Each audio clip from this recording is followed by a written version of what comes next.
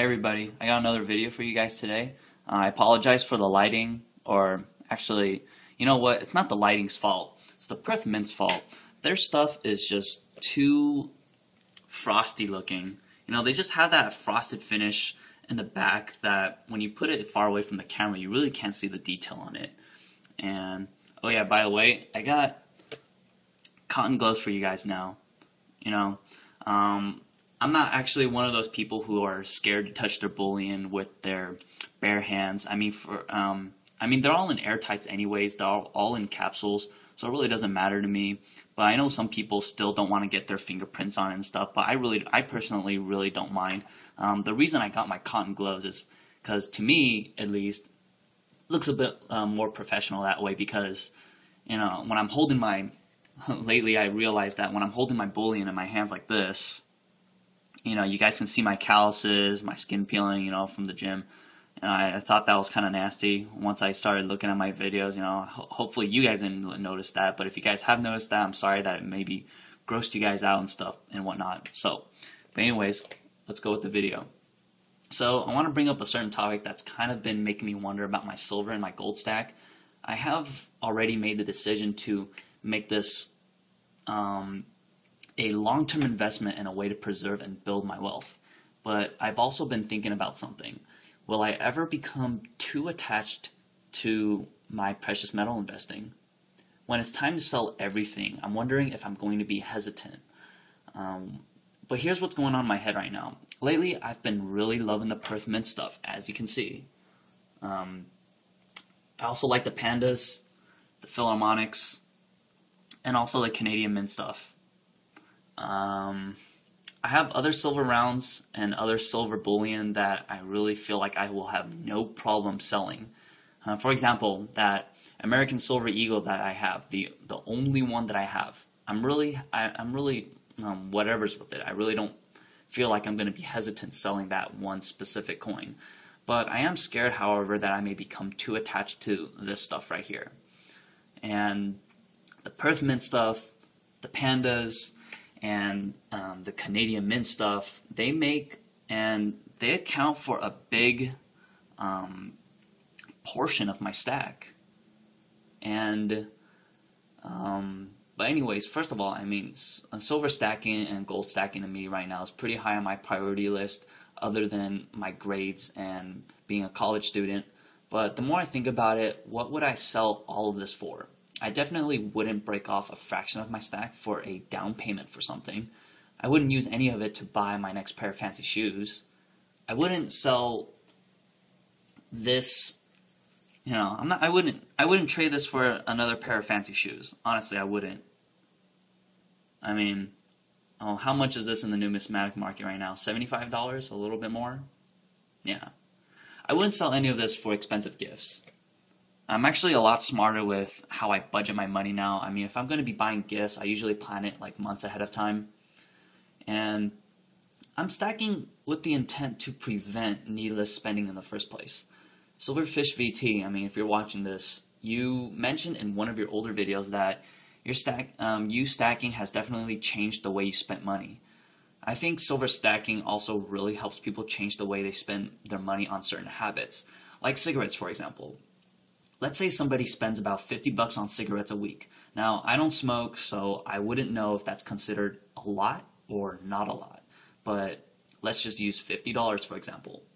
If we can just cut that in half, within a week and a half, we could add another ounce of silver. Now, it doesn't seem like much, but that's just with a simple change of one habit. I mean, there are other habits that people have, like maybe some people constantly eat out. Maybe some people have a shopping habit. I know some people who have shopping habits just because for this they do it because they just want to save. They buy things and look for sales just for the sake of saving. But they're buying things that they don't even really need. That actually kind of reminds me of this one episode of South Park where the Walmart episode, that one scene where Cartman and his three buddies, you know, they were all at Walmart. Cartman sees, you know, a great deal for 3 copies of Time Cop for $18 or something like that, rather than buying it for $9.98 for 1 copy. I mean, yes, you are saving if you need those 3 copies, like Kyle says. You know, I think that's the perfect example to right here. But anyways, back onto the topic. I usually always go off on a tangent. That's just a really bad habit of mine. But this is what I think. I think I will actually become really attached to my stack. But you know what? I think that's a good thing. Because I think it's good to become attached to your stack. I think it's good to build a high level of, appreciation and attachment to all of this, because it sets up a certain level or a mental line in your head of what it should take for you to sell all of this for.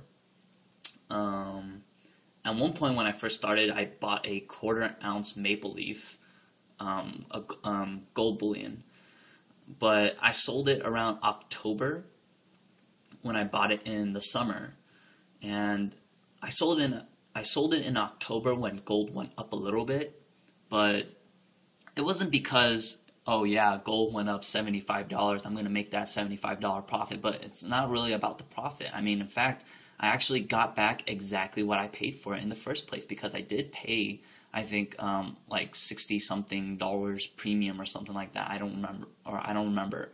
But I sold it because I needed the money for books and the school supplies. I think that also, since I was just starting out, I was spending more money on bullion than I could actually afford. So now that I'm more aware of my budget, I'm able to kind of give myself a mental note of how much I'm able to spend each month without struggling. So now that I'm a little bit more attached to my stack, I wouldn't possibly ever sell my entire stack or a portion of my stack for anything small now. But if something big were to happen, I definitely would need to sell maybe a fraction of it, or maybe the whole thing. I don't know. I don't know when. I don't know what it's going to be, but let's just hope nothing happens. But I know if something drastic were to happen, for example, maybe a certain medical emergency, God forbid, I hope it doesn't happen to me. I hope nothing happens to you guys, my viewers out there who are watching this video.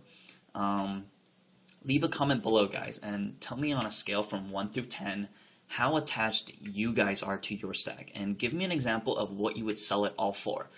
And don't give me the reason of why you're stacking in the first place. That you're doing it for retirement, it's a hobby, accumulation, or just saving. I want an example of, something that cuts in the middle of your investment. I want an example of what gets in the way of your investment that forces you to sell everything. Like, what would that situation be? Like, for me, like I mentioned just now, it would have to be like a certain medical emergency. So, yeah, I'm doing it as money put to the side for now, as a way to preserve my wealth in a way that my buying power will stay consistent. So, thanks a lot, guys, for watching. Remember to leave a comment below. So, thank you.